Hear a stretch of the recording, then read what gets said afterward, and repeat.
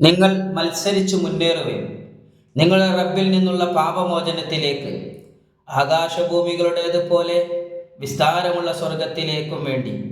അത് അള്ളാഹുവിലും അവൻ്റെ ദൂതന്മാരിലും വിശ്വസിച്ചവർക്ക് വേണ്ടി ഒരുക്കപ്പെട്ടിട്ടുള്ളതാണ്. അത് അള്ളാഹുവിൻ്റെ അനുഗ്രഹമാണ്.